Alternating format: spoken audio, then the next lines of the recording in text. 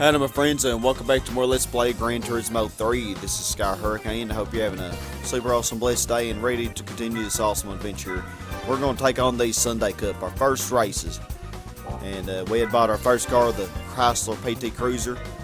Now you can do a preview here and you can actually see just how, just kind of get an idea of what kind of cars you're going to be versing.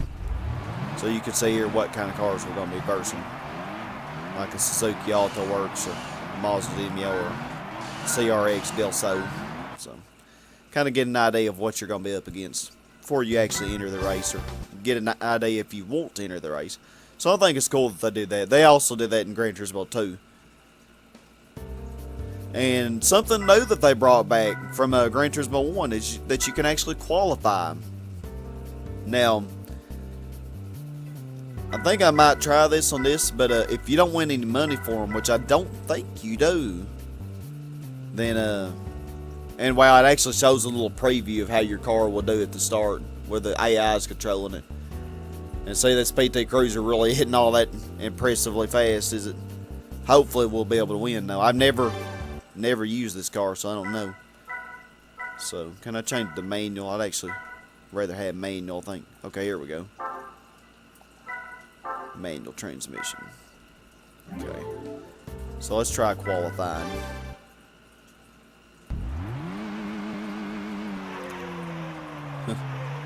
PT Cruiser.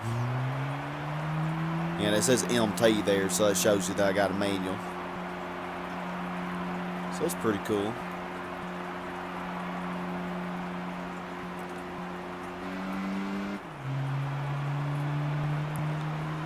So yeah, the qualify is pretty good. I think you can do as many laps as you want.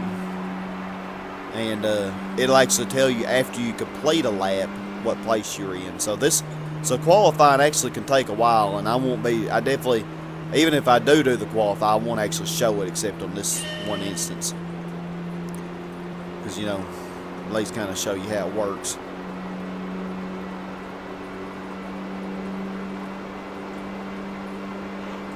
Yeah, no need to even get down to 5th gear, was there? Well, it seems like we're doing pretty good. Those other cars aren't catching us. But you really won't know until you actually do a full lap. Because like this very beginning here, this didn't even count. See, the time hasn't even started. Now it starts. So this can be rather time consuming, especially if you're doing a really long track.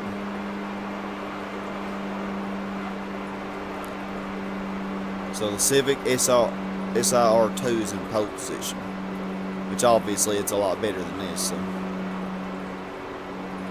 the CRX Del Sol is in pole position. So I don't know. It'd be cool if I could get pole position to see if you win some money from it. But the Mazda Miata definitely is better than this, and even probably that A86 Corolla is better. I don't know if shifting in 5th gear will give me better acceleration or not. Oh wow, I'm actually winning. Oh yeah, definitely better keeping it in 4th at the higher RPMs. The car definitely does better. But you can quit at any time, because now it shows me in 1st, so. But yeah, you don't get anything for it, I don't think. Nothing, so. Alright, let's go ahead and do this. I think we're ready. It's actually cool getting started out in front, though, so if you really like starting in front of everybody, or if you want to get an idea how tough your opposition's going to be with your current settings, and I think you can just keep qualifying if you want to. It's a good way to actually test the course with your car out before actually racing. You know, especially like if you need to adjust the suspension or the gear ratios or anything like that. You know, it's a good way to be able to do that. PT Cruiser. Oh, it's kind of laughable. We sure won the qualifying though, didn't we?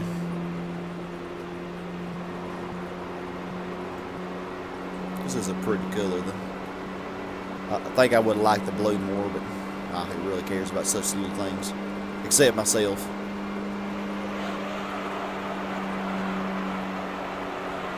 Yeah, as we should have learned from the license test, though, sticking near the center of the curve actually is pretty good.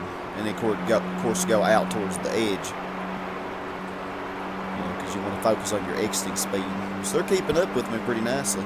It is really nice how even if you're ahead, they always give you an idea how far your opposition is behind you. It's something they don't do in Gran Turismo 3 or Gran Turismo 2. Gran Turismo 2, if you are losing, they'll actually show you how far you are behind, but they never show you how far you're ahead if you're winning. So it's pretty nice if you need to have an idea if they're catching you or not, which they're catching me because they're drafting.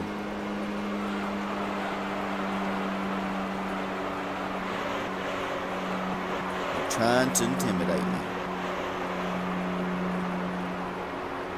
And then, of course, you have little grannies like the Auto Works. I don't even know how you're supposed to win if you pick a car like that. How in the world are you ever supposed to work your way up to where you can buy the cars if you always would lose a little race like this? Which I guess is so cheap that you might have enough money to tune it up. But even then, I mean, even then a race like this would still have to be so difficult. Oh, I noticed on the bottom right, below my speed, I also have the ASM and the TCS. That's something that you can also adjust. And I probably will adjust that at some point. Because it actually can, having them too high can hamper like your acceleration, although it will prevent you from spinning so easily. It can, you definitely don't want to have like the TCS too high. So yeah, they stayed pretty much the same distance behind me the whole race. And then the poor new Beetle. Oh, which by the way, I was supposed to show you the new Beetle. Yeah, a whole 1,000, and you get nothing for qualifying. Which to me, that really kind of does suck. Which I guess, I could show you the replay. I don't remember how you show the speed and everything. Replay options. Yeah, I think this is pretty annoying. Okay, yeah, you can actually... Yeah, you have to do this if you want to show everything. But it's actually cool. You can have it show the other cars' speed as well. Oh, the Vitz was actually the slowest car, I guess. But yeah, you can see how slow they were going in comparison to your car. Which I love, you know. I really do love that aspect. That you can actually see just how fast they were going. Well, probably my favorite thing about this game, I have to say. It's kind of silly, but I get into little aspects like that. I think they did a great job with that. Which I think they kept that for Gran Turismo 4 and beyond as well. Before we go on to the next couple races, I did say I was going to show you the Beetle. So you could actually go... See, the car we got was the PT Cruiser, which has a not so good power weight ratio of 8.466. And the new Beetle, though, yeah, it's German. All I had to do was go to the next one down, didn't I? Got a Volkswagen. Yeah, it's cheaper than the PT Cruiser, but look at the 11.1115, and as you say, I killed it on Super Speedway. It's actually about the same weight as the PT Cruiser, but has a lot less power. It probably, I don't know, it may actually be better though in tuning. I don't know how this PT Cruiser is going to tune up or anything. It may really end up being lousy, but we'll see. So take on our next race here. After I hit my microphone like an idiot. Yeah, it's really unfortunate that they don't give you anything for qualifying. You know, there's really not much of an incentive to actually try to qualify on any of these. So now this race is actually going to involve a little skill because we're not just going around in a circle. We're actually going to have some curves here.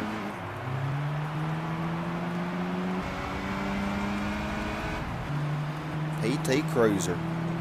Golly, this thing, as slow as it might be, it's faster than a Vitz. Which that Vitz 1.5 RS probably wouldn't be too bad. And there are some Vitz races you could do, so it actually probably really is a good car to try to start with. Because of those one-make races that you get.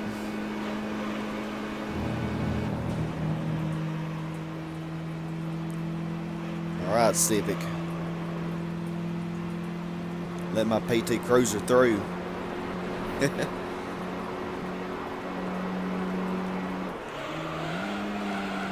Oh, whoa, whoa, PT Cruiser, slow down. Oh, I really botched that, didn't I? Way to go, Sky. Getting beat by a couple Hondas.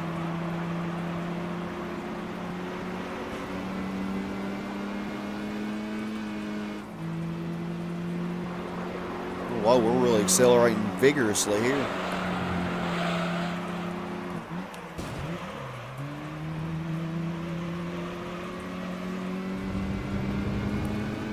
Yeah, one thing about this game, really I guess the only thing I don't like about Gran Turismo 3 is that they give you super, super long races in like the higher level events. But even so, it still is a very short Gran Turismo game compared to Gran Turismo 2. Where is that Civic? Oh, it's right behind me, okay. I didn't even see it there. That's the thing, this PT Cruiser is so high off the ground, it's kind of hard to see.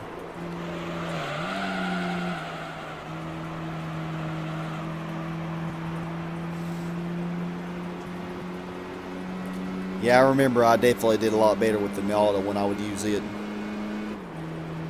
Of course, the last time I actually played this game was looking at my save file was 2010. So 6 years. Almost a second ahead, though. I'll see if I can't take this curve. See if I can't take this curve a little better. Oh yeah, not hard. One thing for sure though is this curve coming up, this hairpin, is actually much tougher in this game than in Gran Turismo 2. If you have a rear-wheel drive car, it's very, very easy to lose control on this hairpin. As you see, it's very easy to lose control in any car. And I love how I just let the Civic catch all the way up to me after having like a 1.9 second lead.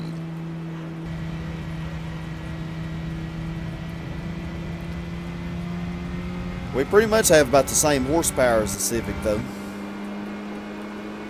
Hence why it didn't really contest me there, I guess. And I think manual shift really helps as well, manual transmission. We got 9 miles on this thing.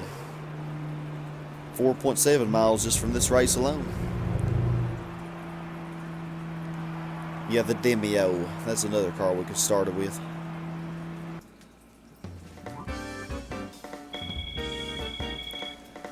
Well, I'm kind of glad I chose this car. I mean,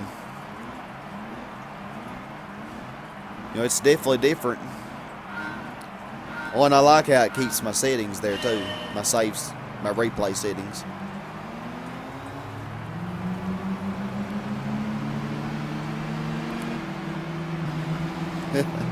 PT Cruiser in action.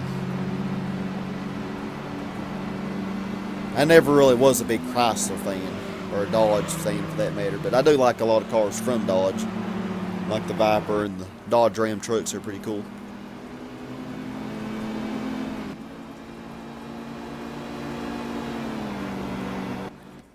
But yeah, move on to the third race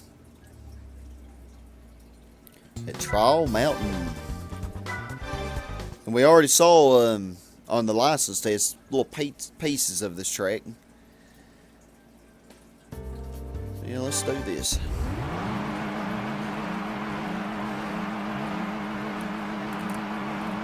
Yeah, I do like how it accumulates how many miles you put on the car.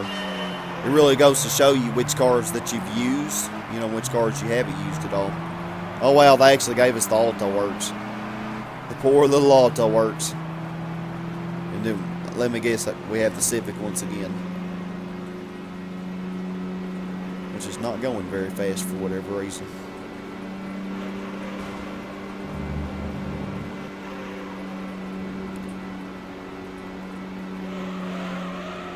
I actually take that curve full throttle. Oh yeah, you can, but you're gonna hit that. Yeah, and when you hit the wall in this track, in Gran, golly, yeah, see what happens? It actually is very, very jagged, you know, of course, as you'd expect, being a mountain. Yeah, that was fabulous.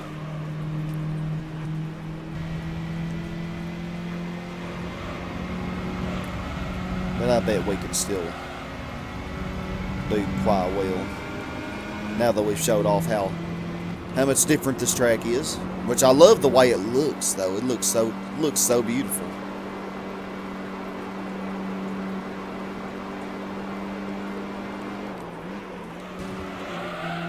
We hadn't even kept this car in 5th gear at all. We haven't even so much as barely gotten it into 5th gear. Which I'm sure if we used automatic transmission it would have, but I think that would have really hurt on like Super Speedway.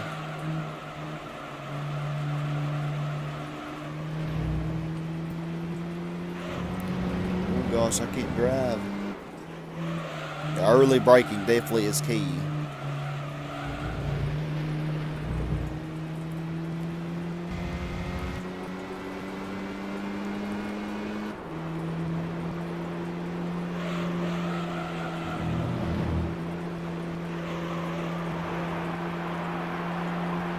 Getting a nice little lead on the Civic.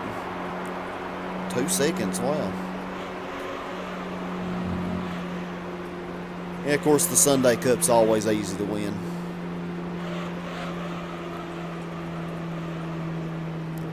Keeping the tradition real, you know. Let's not mess up like we did here last time, oh my heavens. Especially that curve, oh my gosh. Still kind of messed it up, but not near as badly. Just kind of barely scraped it that time. This car definitely understeers. I'm interested to see once I buy racing suspension and stuff. Just how much I can change this car. Now, I will go ahead and admit now, since I guess this is the second part of this LP, I will not be doing everything in order in this LP. I'll just do things in whatever order that that makes it fun to me, you know. So I may do some of the professional events or the endurance races before I do some of the beginner events. So, you know, I'm just mainly doing this to have fun, and hopefully y'all will have fun as well. This racing adventure. I'm going to play this game how I would normally play it. You know, if I was doing, just playing through it without doing an LP. I know in Gran Turismo 2 I did a lot of planning, and I was going to use this car for this race, this car for this race, and I used all kinds of different cars and such, which I will be showing off a lot of different cars in this LP, but I'm not going to really be doing a lot of planning, and it may be that I use this PT Cruiser for a lot of different things, The Auto Works kept up pretty good. I mean, only 11 seconds. It could have been worse. Won a whole 3,000. I really don't remember how you win a lot of money in this.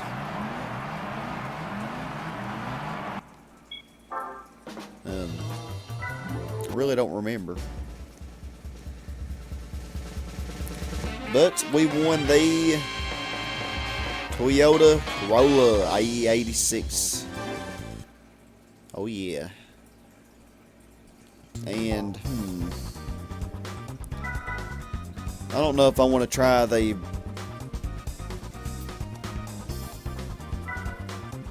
don't know if I should try the Clubman Cup or the FF Challenge.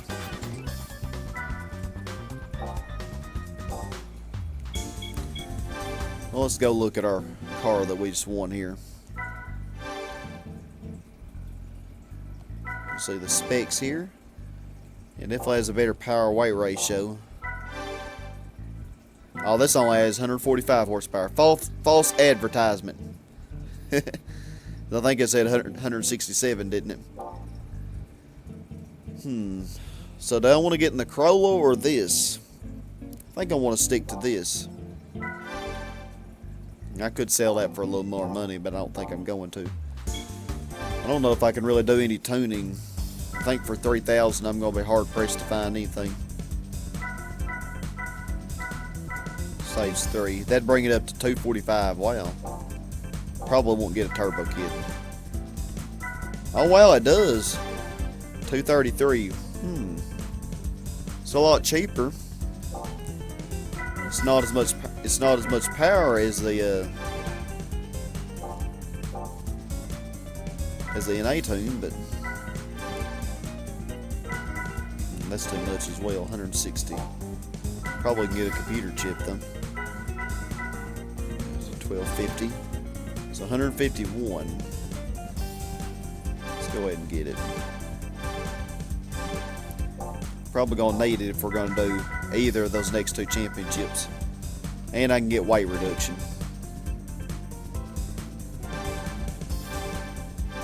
Okay, now one thing to note, it's kind of weird about tires since there are a lot long races in this game.